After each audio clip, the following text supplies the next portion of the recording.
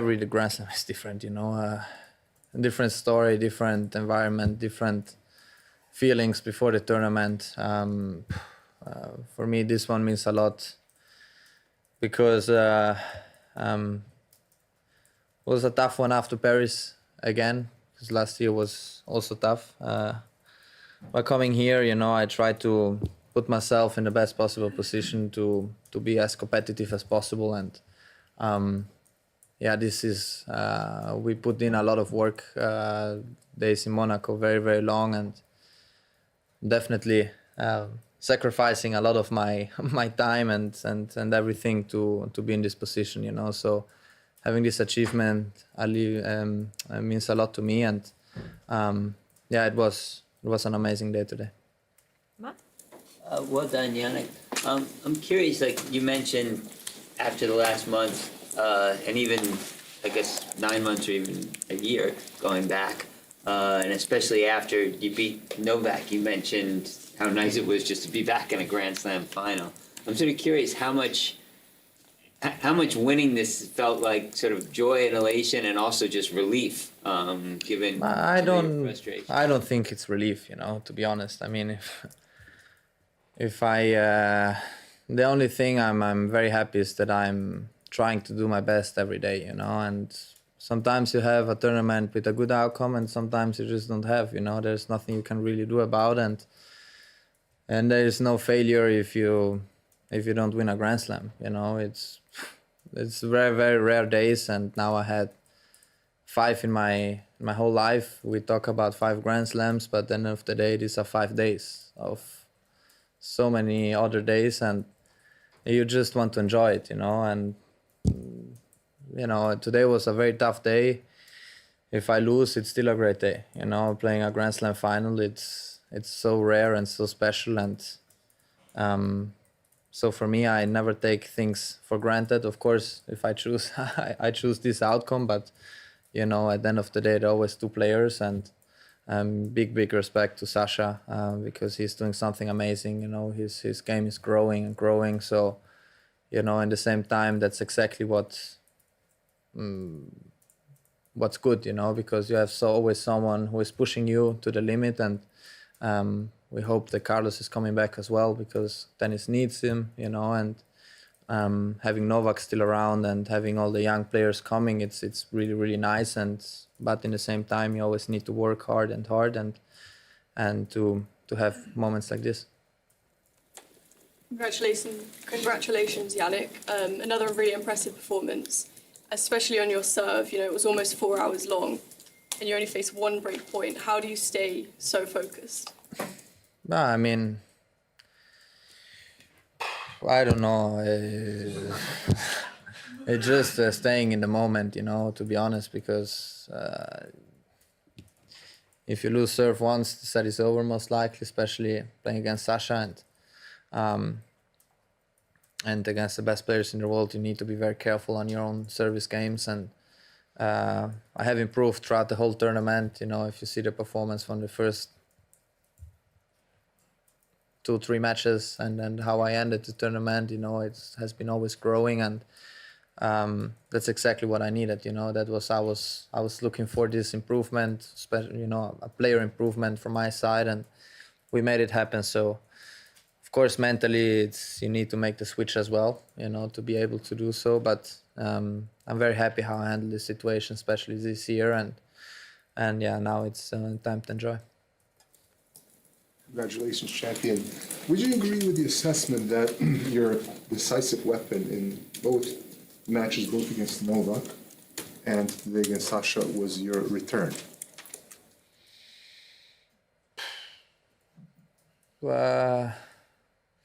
I think tennis is it's more about confidence, and when you feel in confidence, you feel that playing tennis is easier, in that way. And I always think it's easier to return if you know mentally that you can hold serve, so you are a little bit freer, to return as good as you can. But in the same time, against Sasha, when he's serving like this, it's really, really tough to break, especially on a surface like this. So I try to understand, especially in the more important moments.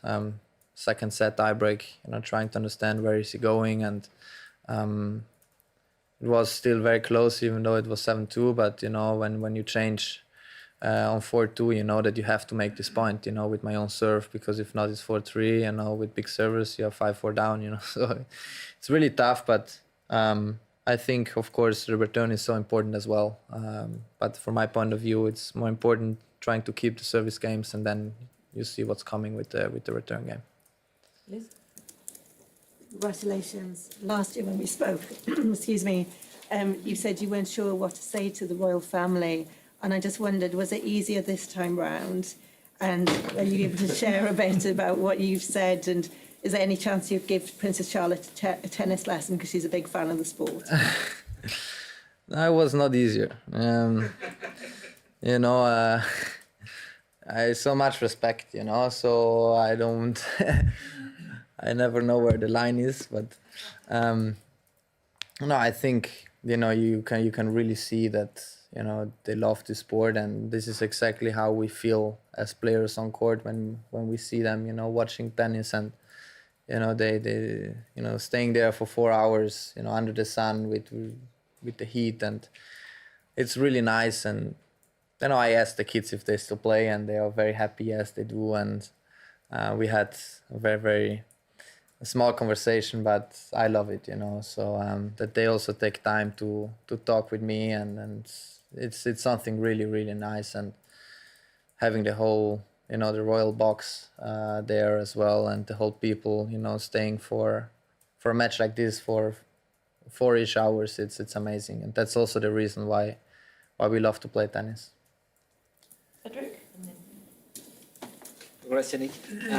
I just wanted to ask you what made the difference in this match, in your opinion, because till 3-3 in the third, it was like a draw in football. Every stat was every tight. Did you think that at some point the slip had an influence? Did you come up with more intention? Did you win the serve-return battle? What made this tiny difference that made you take the lead at this moment? I know we talk about very small details, and